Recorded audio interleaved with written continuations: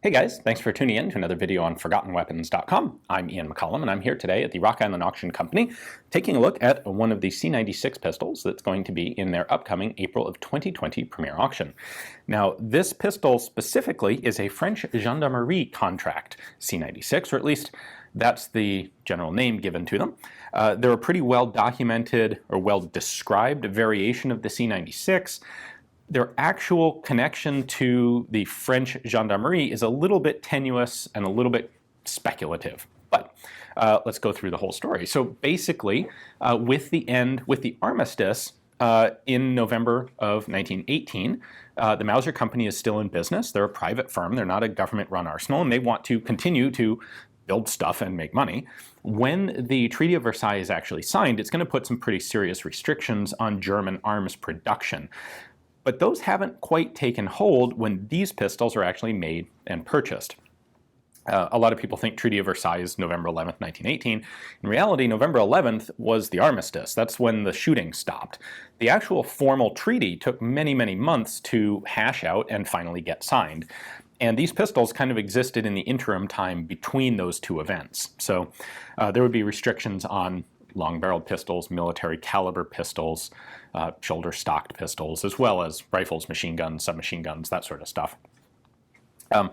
This version of the C96 is basically the very first batch of guns that were produced after the armistice. And so they actually used some leftover parts from military production runs. And what we know is that in 1919, a batch of 2,000 pistols was sold through a German dealer by the name of Albrecht Kind, who had worked with the French government before.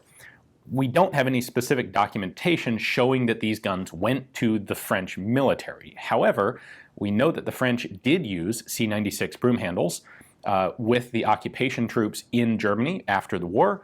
And so there's this, the coincidental evidence is fairly substantive that this order of 2,000 was almost certainly purchased by the French government. So let's take a closer look at exactly what they were buying.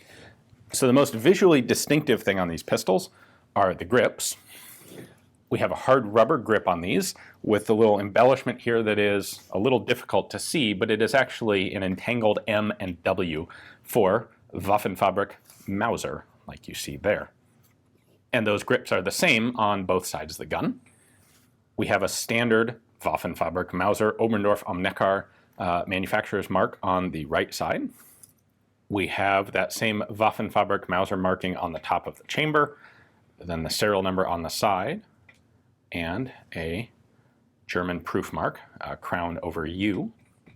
Most of these guns, although not all of them, are marked Germany on the left side plate. That is a marking that was added for commercial export purposes, and it kind of fits with an immediate post-war purchase of the guns. So part of the deal is these pistols, this variation, were not made to order specifically for the French. They were guns that were basically in stock and available when the order was placed. And so there isn't a single defined serial number range. There is a range, but it's not every gun in the range. These were guns that were pulled from stock, and so some of them had already been marked for export, like this, and some hadn't.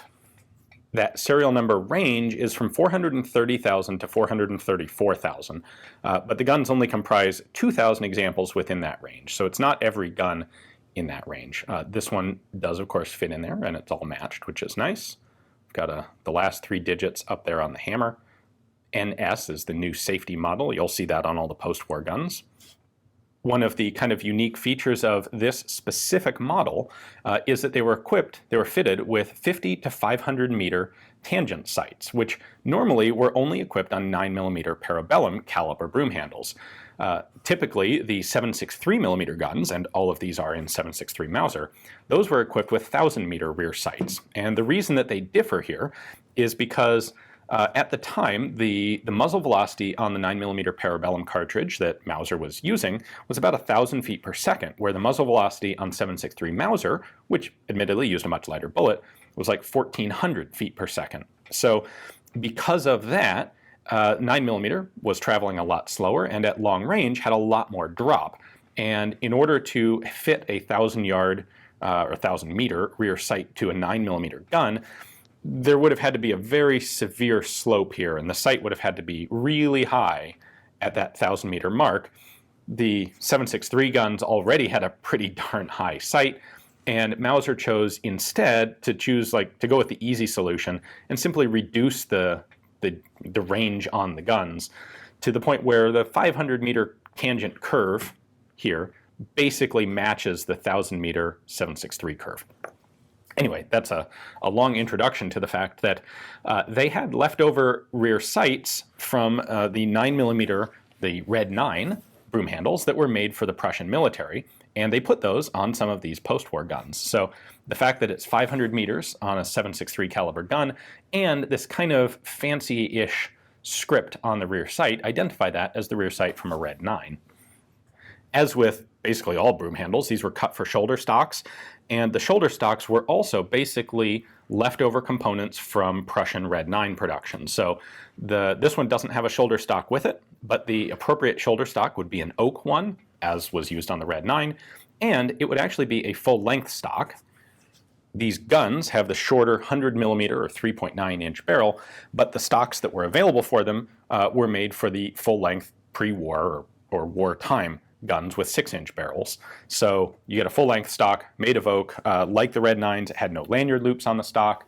The stock lug would be matched with the last 3 digits of the serial number, and that's what you would normally expect to come with one of these French Gendarmerie guns. So you might be wondering why the French Gendarmerie would be buying guns from Germany in 1919, and well, again, I don't have any specific documentation explaining the point from their perspective, but if you consider the role of military police occupying surrendered territory, this sort of gun kind of makes sense. Really, I think what would have been ideal, had it been in French inventory at the time, would have been a submachine gun. That's kind of still today sort of the typical armament for military police, gendarmerie, who are in a potentially high-risk area. But the French didn't have any submachine guns, and why they didn't buy submachine guns from Germany, it may simply be that there weren't any available, where Mauser had large stocks of C96 parts and they were eager to fulfill a contract, and they could sell 2,000 guns, which is, I don't have the numbers in front of me, but probably more submachine guns than the Germans ever fielded in World War I. At any rate, the French didn't have a pistol caliber carbine like this in their inventories either. They had handguns and revolvers, they had rifles and carbines in 8mm Lebel, but they didn't have something like this that was convenient, easy to carry, and kind of unobtrusive for a policeman, carry it in the shoulder stock holster, but still be able to attach the shoulder stock and use it as a de facto carbine, should situations get really sticky. So it's I think a pretty cool variation on the C96 with a neat bit of history behind it. If you're interested in one, this one is of course coming up for sale here in the April auction. You can check out Rock Island's pictures and description of it, as well as everything else that they've got in their catalog over at their website. Thanks for watching.